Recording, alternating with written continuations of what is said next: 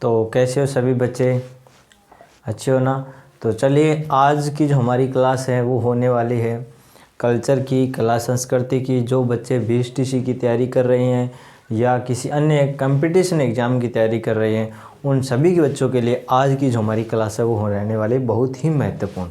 ठीक है, तो सभी बच्चे देखिए, आज हम करेंगे किसके बारे में, कल्चर के बारे में पढ़ने वाले हैं, कला संस्कृति के बारे में। सबसे पहले हम कला संस्कृति के अंदर पढ़ेंगे लोक देवता के बारे में, यानी लोक देवता के बारे में पढ़ेंगे। लोक देवता के अंदर सबसे पहले हम किसको पढ़ेंगे, पाबू जी को पढ़ेंगे। पाबू जी के बारे में अच्छे से जानेंगे और आपको एक मैं अच्छी इनकी एक स्टोरी भी बताऊंगा। ठीक है, एक कहानी भी बताऊंगा जिसके कहानी को आप अच्छे से अगर समझ लोगे या सुन लोगे तो आपको ये मतलब पूरा इसका जो परिचय है वो याद हो जाएगा। ठीक है, मैंने ज़्यादा डिटेल इसकी लिखाई नहीं है, मतलब छोटी छोटी जानकारी है वो आप याद कर लेना। ठीक है, शॉर्ट में मैंने नोट्स के आधार पर आपको चीज़ें पहले से बोर्ड पे नोट कर दिए ताकि हमारी क्लास ज़्यादा लंबी न हो। ठीक है, तो देखिए सबसे पहले मैं बात करता हूँ इसके अंदर। देखिए क्या कहा गया है कि पाबू हड़बू राम दे मांगल या मेहा पांचू पीर पधार जो गोगा जी जेहा। यानी हमारा ये क्या है, इसमें देखिए कहा गया राजस्थान में कि पाबू हड़बू राम दे मांगलिया मेहा पांचू पीर पधार जो,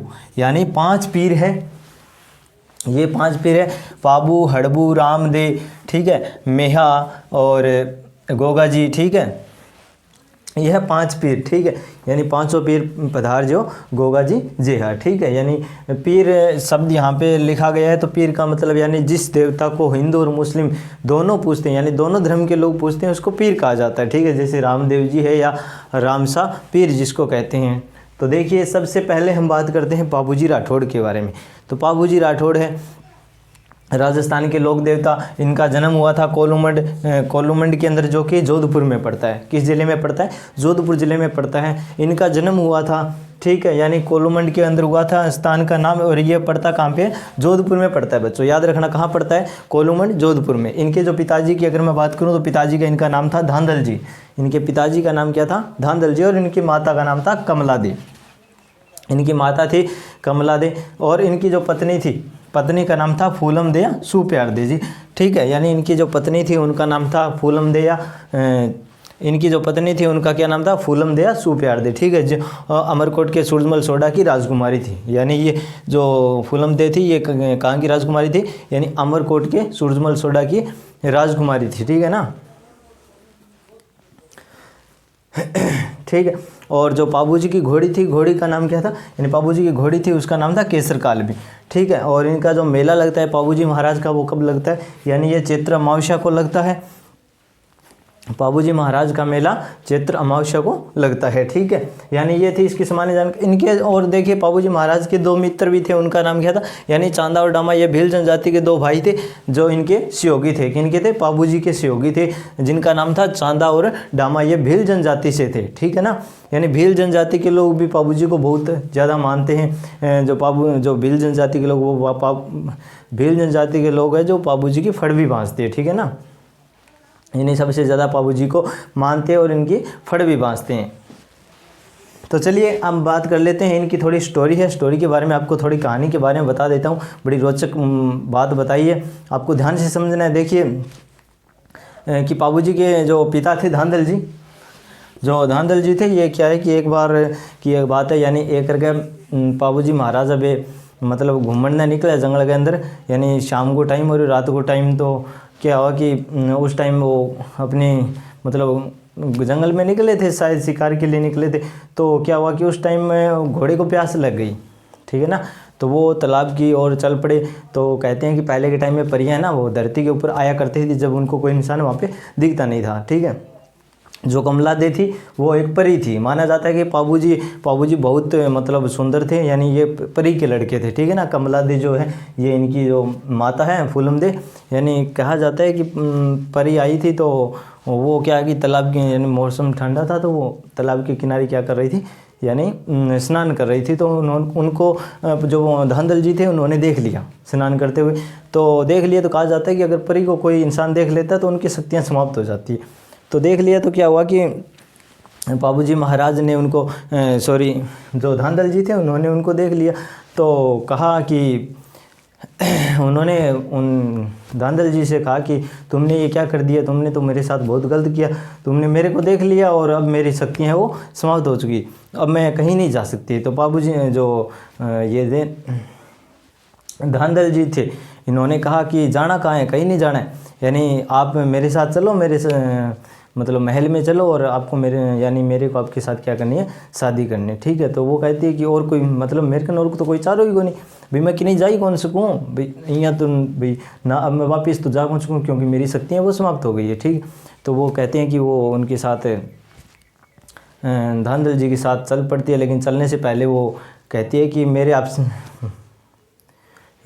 आपसे 2 रिक्वेस्ट है, यानी आपको मेरी 2 शर्त माननी पड़ेगी तब तो मैं आपके साथ चलूँगी, नहीं तो मैं आपके साथ नहीं जाऊँगी। तो जो धांधल जी थे वो बोले भाई बताओ क्या शर्त है, मैं आपकी हर शर्त मानने के लिए तैयार हूँ। तो जो कमला देवी यानी वो परी थी वो बोली कि पहली शर्त तो ये कि मैं आपके साथ महल में नहीं रहूँगी, यानी मेरा एक अलग से महल बनाया जाएगा, और दूसरी बात ये कि मतलब मेरी महल में कोई भी मतलब मेरी परमिशन के बिना कोई नहीं आएगा, यानी आप भी नहीं आ सकते। तो उन्होंने कहा ठीक है, आप यानी आपकी जो शर्त है वो मुझे मंजूर है, तो आप मेरे साथ चलो बस, ठीक है। तो कहते हैं कि जो धांधल जी के साथ वो चल पड़ती है और आ जाती है। उनका महल वैसे ही जो उनसे बात हुई थी वैसे अलग बना दिया जाता है और वहाँ पे वो रहने लग जाते हैं, ठीक है। जब महाराज वहाँ जा करते थे तो उनकी परमिशन लेके जाए, कोई भी मतलब वहाँ जाता था उनकी परमिशन के बिना नहीं जाता था। तो देखिए आगे फिर क्या हुआ कि कुछ दिनों बाद उस परी ने बच्चे को जन्म दिया था, वो बच्चा हुआ था पाबूजी राठौड़। कहते हैं कि पाबूजी राठौड़ बहुत सुंदर थे, यानी परी के बच्चे थे, बहुत सुंदर थे, तो ये लोक देवताओं में सबसे सुंदर माने जाते हैं। तो जब उन्होंने क्या किया कि ये परी थी, उन्होंने इसको बहुत अच्छे से मतलब खिलाया, दूध पिलाती थी। तो एक दिन क्या हुआ कि मतलब जो धांधल जी थे उनके मतलब दोस्तों ने बोला कि यार तू ये सब क्या कर रहा है, यानी तू मतलब तेरी मतलब महल में पूछ के जाएगा क्या, यानी वहाँ पे मतलब तेरे महल में जाने के लिए तेरे को इजाज़त लेनी पड़ेगी, तू तो खुद ऐसे ही जा सकता है। तो वो उनकी बातों में आ गए और उन्होंने क्या किया कि उससे उन दोस्तों की बात सुनकर वो महल में उसकी बिना परमिशन के चला गया, यानी परी की परमिशन नहीं ली, बिना परमिशन के सीधा अंदर घुस गया। तो अंदर जाते ही देखता है कि वहाँ पे परी है, वो बच्चे को दूध पिला रही थी और उसने शेर का रूप है यानी शेरनी का रूप धारण कर रखा था। तो वो फिर वापस अपने रूप में आती है और धांधल जी से कहती है कि मैंने इसी दिन के लिए तुम्हें मना किया था कि तुम्हें यहाँ मेरे परमिशन के बिना अंदर नहीं आना था, लेकिन तुमने अब मतलब जो वादा था वो तोड़ दिया, लेकिन अब मेरे को वापस जाना पड़ेगा और इस बच्चे को तुम रखो, मैं अपने साथ नहीं लेके जाऊंगी। तो कहते हैं वो वहाँ से चली जाती है और उस बच्चे को छोड़ जाती है, जो पाबूजी थे इनको छोड़कर चली जाती है। उनको फिर धांधल जी क्या करते हैं, यानी इनको बड़ा करते हैं, पालते पोसते हैं, ठीक है। उसके बाद में क्या होता है देखिए आगे की कहानी की पाबूजी की घोड़ी। पाबूजी की घोड़ी थी जो केसर काल में। तो कहते हैं कि ये जो उनकी माँ थी ये मतलब परी थी, इनका ही वो रूप था। घोड़ी बहुत सुंदर थी केसर काल में, ठीक। केसर काल में घोड़ी थी ये देवल नामक चारण महिला की घोड़ी थी, यानी एक चारण महिला रहती थी देवल नाम की, तो उनकी ये घोड़ी थी, ठीक है। तो क्या हुआ कि एक बार बड़ा हो गया, पाबूजी की शादी हो रही थी, यानी इनका जो विवाह तय हुआ था वो किसके साथ हुआ था, अमरकोट के सुलमन सोडा की राजकुमारी के साथ हुआ था, ठीक है। उनके साथ इनका विवाह तय हुआ, ठीक है। तो जो चांदा और डामा थे वो इनके सहयोगी थे, इनके खास मित्र थे। तो उन्होंने पाबूजी से कहा ठीक है, यानी वो पाबूजी महाराज थे वो बहुत अच्छे से तैयार हुए थे, मतलब बहुत फुटरे लग रहे थे तैयार होने के बाद में।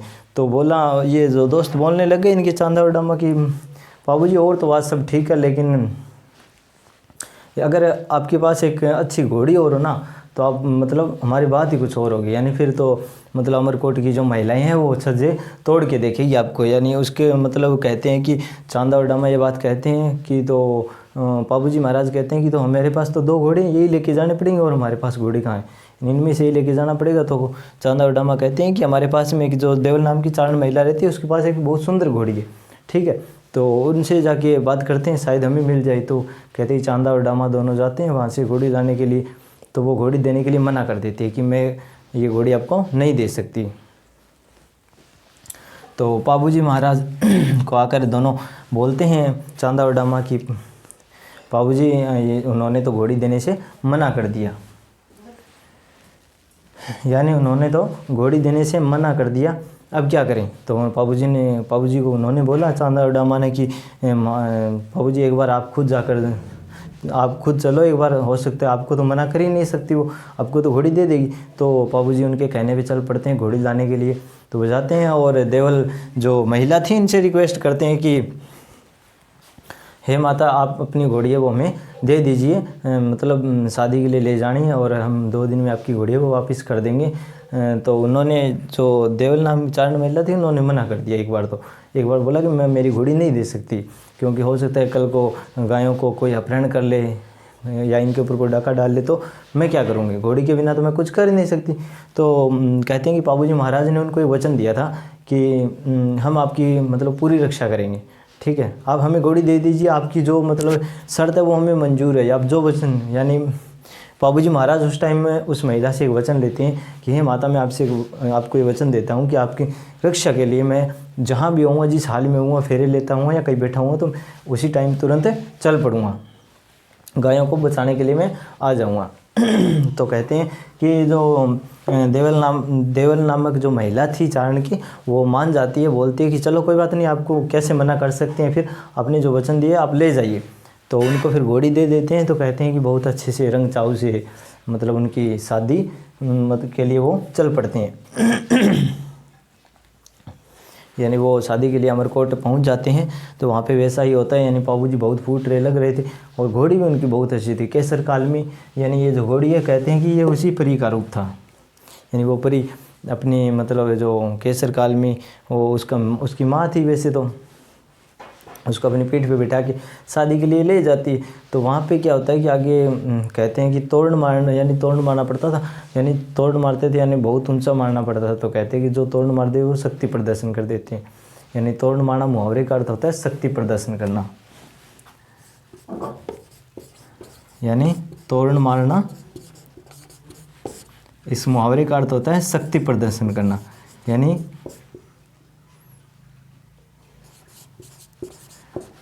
शक्ति प्रदर्शन करना।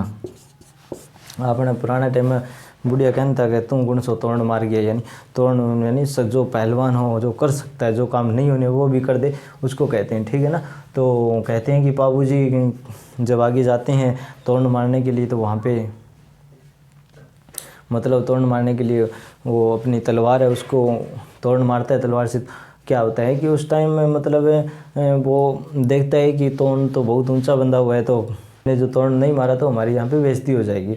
तो वो क्या करता है कि घोड़ी को मतलब कहता है, जो ढोल बाजे वाले थे उनको कहता है कि देखो, यानी आप इतना अच्छा मतलब एक ढोल बजाओ कि घोड़ी अपने दोनों पाँव ऊपर उठा के नाचने लग जाए, ठीक है। तो कहते हैं कि उस टाइम वो ढोल नगाड़े बजाने वाले थे, वो इतना अच्छा बजाते हैं कि वो घोड़ी दोनों पाँव से मतलब आगे से उठकर नाचने लगती है। और जैसे ही मतलब ऊपर उठ के नाचने लगती है तो पापू जी महाराज ने उसकी मतलब लगाम को खींच लिया। लगाम को खींचा तो उसने अपने दोनों पाँव को उठा के मतलब ऊपर दरवाजे पे टेक मतलब लगा लिया। लगाते ही यानी उन्होंने क्या कर दिया, यानी पापू जी महाराज ने तोड़ मार दिया। कहते हैं कि उस टाइम तोड़ मार देता है तो वो जो थी ये सूरजमल सोडा की जो राजकुमारी थी ये फूलम दे, तो वो उनकी जो सहेलियां थी वो जाके कहती कि आपको तो बहुत अच्छा मतलब पति मिला है, जो मतलब बहुत अच्छा है और हष्ट-पुष्ट है और पहलवान भी है, ठीक है ना।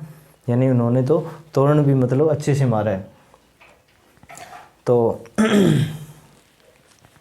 उस टाइम में जो उनके बहनोई थे, ठीक है ना, उनके बहनोई थे इनके पापू जी महाराज के, जिंदराव खिंची, उनके साथ में इनका युद्ध होता है। गायों का मतलब गायों पर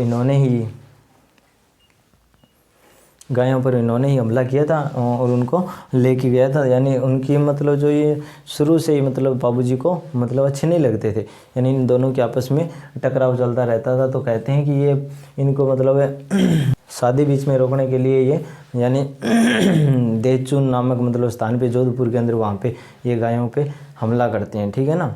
तो देखिए इनका जो युद्ध हुआ था जब इनकी मतलब पापू जी की शादी हो रही थी तो उस टाइम क्या हुआ कि बाबूजी महाराज फेरे ले रहे थे, 3 फेरे ले लिए थे इन्होंने, 3 फेरे ले लिए थे। तो क्या हुआ कि मतलब जब 3 फेरे लिए तो वो जो चारण महिला थी ये देवल ये भागती हुई आई, हाँफती हुई आई, आके बोली कि बाबूजी तू यहाँ फेरे ले रहा है, मतलब वहाँ हमारी गायों का मतलब क्या कर लिया, अपहरण कर लिया। यानी वो जींद्राव खिंची था, इनका बहनों ही था बाबूजी का, उन्होंने उनका अपहरण कर लिया था क्योंकि शादी रोकने के लिए, और कुछ तो चला नहीं। उन्होंने चाल खेली कि गायों को हम अपहरण करें, यानी गायों को हम ले जाएंगे तो बचाने के लिए आए और शादी बीच में उसको छोड़नी पड़ेगी, क्योंकि उसने तो चारण महिला को वचन दिया था।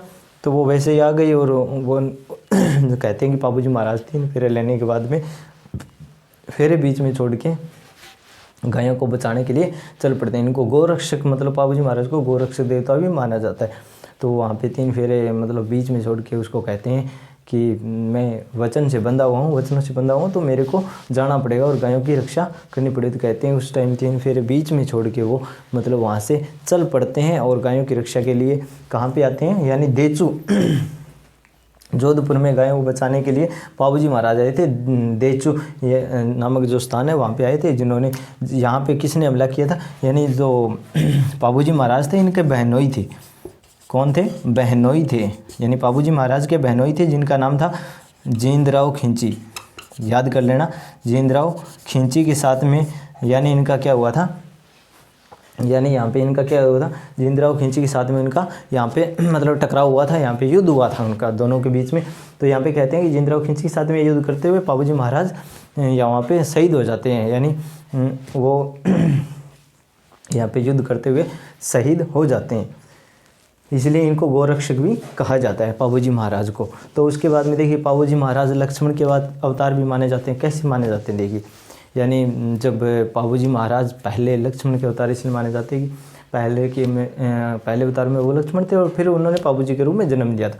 तो पहले लक्ष्मण थे, तो लक्ष्मण उस टाइम क्या हुआ कि जो शूर्पणखा है रावण की बहन, वो जाती है राम के पास में कि कहती है कि राम मैं आपको मतलब आपसे शादी करना चाहती हूँ। तो राम उनको मना कर देता है कि अभी देख मेरे तो सीता है, मेरी तो शादी हो चुकी है, मेरे पास तो है अर्धांगिनी मेरी, लेकिन तुम लक्ष्मण के पास जाओ, उनके पास सीट खाली है, यानी बैठा जाओ थे बैठा सीट खाली है, वो था ना जगह दे दो। तो वो कहते हैं कि वो शूर्पणखा लक्ष्मण के पास जाती है और कहती है कि मैं आपको पसंद करती हूँ और आपसे शादी करना चाहती हूँ। तो उस टाइम लक्ष्मण मतलब कुंड से पानी निकाल रहे थे, तो लक्ष्मण को यह बात उसने कही तो लक्ष्मण को गुस्सा आ गया।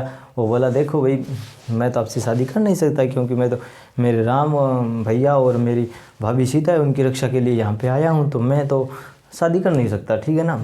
तो कहते हैं कि उस टाइम वो पानी निकाला था तो वो उसके साथ में जिद करने लग गई, तो लक्ष्मण उनके पीछे पड़ जाते हैं और वो शूर्पणखा आगे आगे यानी कुंड के चारों ओर चक्कर लगाती। कहते हैं कि उन्होंने 4 चक्कर लगा लिए, 4 चक्कर पूरे करने के बाद में उसने शूर्पणखा की नाक काट दी।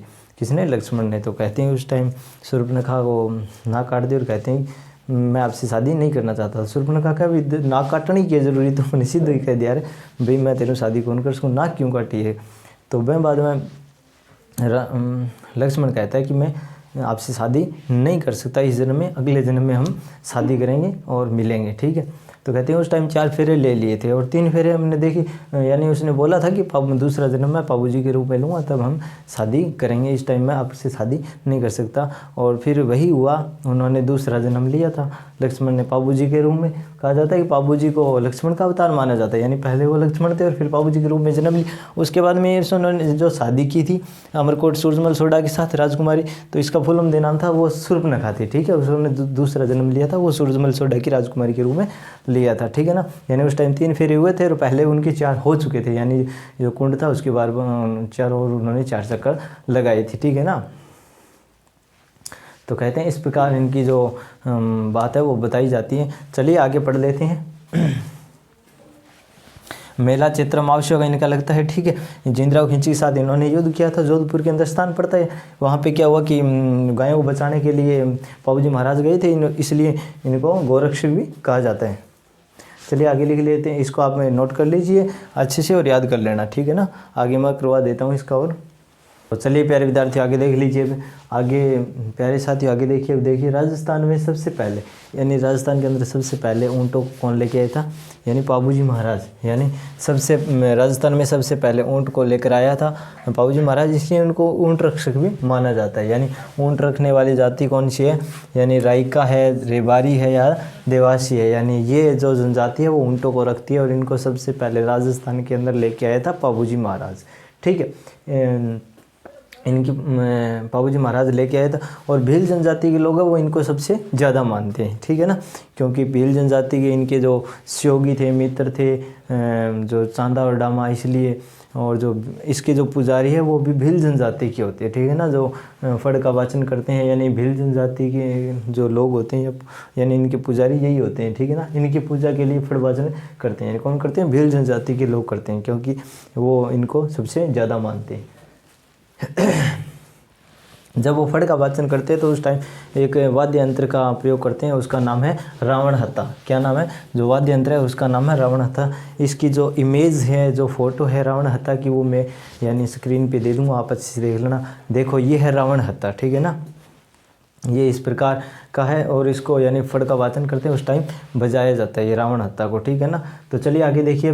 यानी इनकी वीरता है वो गीतों के माध्यम से बताई जाती है। यानी गाथा है वो गाई जाती है, फवाड़े गाए जाते हैं। यानी ये गाते टाइम भी वाद्य यंत्र का प्रयोग किया जाता है, उसका नाम है माट। क्या नाम है, यानी उसका नाम क्या है, जो वाद्य यंत्र का प्रयोग किया जाता है उसका नाम माट है। वो भी मैं देखिए ये स्क्रीन पर मैंने दे दी है, ये चित्र है माट का। ठीक है ना, इसको जो वाचन करते हैं ना, यानी उस टाइम गाया जाता है, इस वाद्य यंत्र को बजाया जाता है। फवाड़े जब गाते हैं तो उस टाइम मतलब इसको बजाया जाता है, इस वाद्य यंत्र को। ठीक है, उसके बाद में देखिए आगे गुजरात के अंदर एक जाति रहती है थोरी, ये 7 भाई थे और इनको भी जो पाबूजी महाराज हैं इन्होंने बचाया था, तो इसलिए इनको शरणागत रक्षक भी माना जाता है। यानी पाबूजी महाराज को इसलिए इनको शरणागत रक्षक भी माना जाता है। ठीक है, तो पाबूजी की जो फड़ होती है उसमें मतलब वीरता के गीत मतलब चित्र बने होते हैं, कभी लड़ता हुआ, कभी उस शादी का चित्र हुआ, मंडप पे बैठा हुआ लड़ता हुआ, मतलब ऐसे मतलब छोटे से लेके बड़े तक उसके मतलब सब प्रकार के उसमें यानी फड़ होती। फड़ का मैं आपको ये देखिए, ये इस प्रकार यानी ये फड़ होती है, ये देखो मैंने आपको स्क्रीन पे दिखा दी, इस प्रकार की फड़ होती है। इस फड़ का वाचन किया जाता है और इसमें इसके वीरता के मतलब गीत हैं वो गाथा के माध्यम से गाए जाते हैं। ठीक है, ये फड़ होती है, इसका वाचन करते हैं भील जनजाति के पुजारी होते हैं इसी पाबूजी महाराज के। तो आज की हमारी जो क्लास है वो ये थी, यानी पाबूजी महाराज पे, इसके बारे में मैंने आपको बताया पाबूजी महाराज के बारे में। तो ठीक है, आज की क्लास इतनी। तो इसमें देखिए आगे मैं आपको एक और बता देता हूँ कि पाबूरी प्रकाश यानी इनकी किताब है जो आसिया मोर्जी के नाम से लिखी हुई है। ये बहुत अच्छी किताब, इंपॉर्टेंट किताब है, इसको आप मौका मिले तो आप ज़रूर पढ़ना। ठीक है, उसके बाद में पाबूजीरा छंद ये लिखी हुई है बिठू मेहर जी की। फिर पाबूजीरा दुहा ये है लखराज जी। फिर पाबूजीरा सोरठा ये है रामनाथ। पाबूजीरा रूपक मोतीसर बगावत। मैं आपसे यही कहूँगा कि बाकी आप पढ़ो ना पढ़ो, लेकिन ये किताब आप एक बार ज़रूर पढ़ के देखना। ठीक है, तो आज हमने पढ़ा पाबूजी के महाराज के बारे में। कल मैं आपको एक और देवता यानी और देवता है लोक देवता, उनके बारे में क्लास लेके आऊँगा। हम लोक देवता को पढ़ेंगे, उसके बाद में देवियों को पढ़ेंगे। इस प्रकार हमारी क्लास कंटिन्यू चलती रहेगी और आप सभी बच्चे इस प्रकार से, आप सभी साथी अपना इस प्रकार से मेरे साथ सहयोग बनाए रखें। क्लास को ज़्यादा से ज़्यादा शेयर करें अगर आपको अच्छी लगी हो तो। ठीक है, और हमारे चैनल को सब्सक्राइब करें। ठीक है, तो मिलते हैं अगली क्लास में। Okay, thank you.